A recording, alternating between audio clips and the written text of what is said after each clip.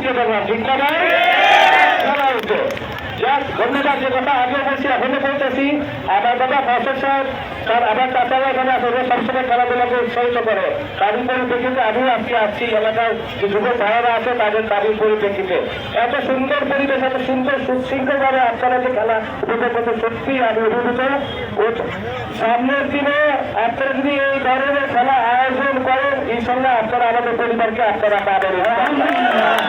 দেশের কথা বলে বলছে এগুলা এই দেশের যে নেতারা আছে, জনপ্রতিনিধিরা আছে, এদের কাজ। আমি তো ভাই আপনাদের ব্যাপারে একজন সহযোগ, আপনাদের ভাই আমার তো কোনো ক্ষমতা নেই ভাই।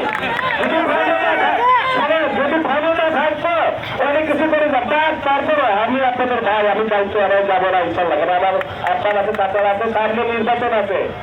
দল বুঝা, মানুষ বুঝা, জারদিয়া স্টেডিয়াম হবে, জারদিয়া এলাকার উন্নয়ন হবে, জারদিয়া এলাকার স্বাস্থ্য হবে, এটা বুঝে যদি আমরা একতাবদ্ধ হয়ে এলাকার উন্নয়নে একতাবদ্ধ হই, আমাদের পাশে সাহেব ধানের শীষ ভাইকে নিয়ে আসতেছে, এরা পক্ষে আমাদের দিকে আছে বলে গেল ওদেরকে যুক্ত করে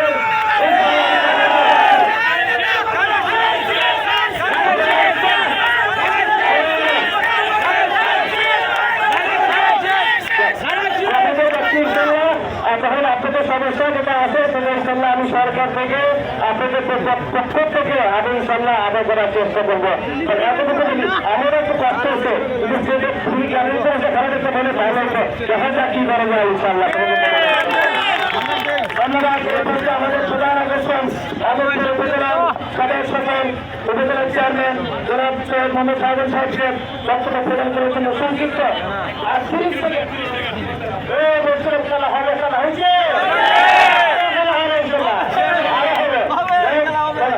আজকে খেলা খুব সুন্দর হয়েছে, দলের পক্ষ ভালো করছে, তবে খেলা হারে না, কাউকে করা আছে, খেলা জিতে না, কাউকে করে জিতছে, আগামীতে খেলা জিততে হবে, ঠিক না? আর আজকে দর্শককে আমরা অভিনন্দন জানাই, অত্যন্ত শান্তি শৃঙ্খলা তারা খেলা উপভোগ করেছেন এবং শান্তি শৃঙ্খলা রক্ষা করেছেন। আয়োজন যারা আয়োজন করেছি তাদের অভিনন্দন জানাই। এই মাধবপুর উপজেলা স্কুলে খেলা উপহার দিয়ে তারা এলাকা আরো বাণিজ্যকে তারা দিতে পারে। ধন্যবাদ। বাহিরের মাইককে বন্ধ করে দেন, মাঠের মাইকটা থাকো, বাহিরের মাইক বন্ধ আছে।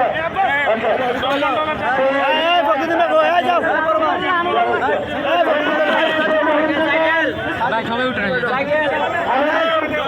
সবাই উঠে না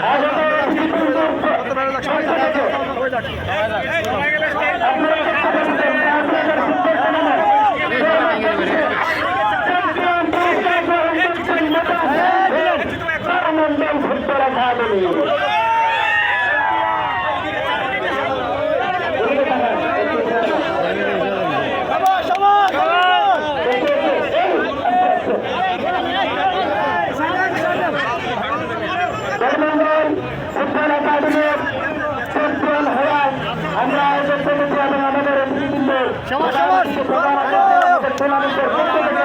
আমরা ধন্যবাদ জানাচ্ছি।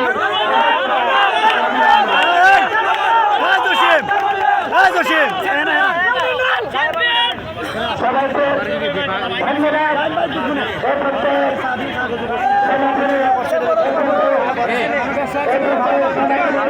ধন্যবাদ।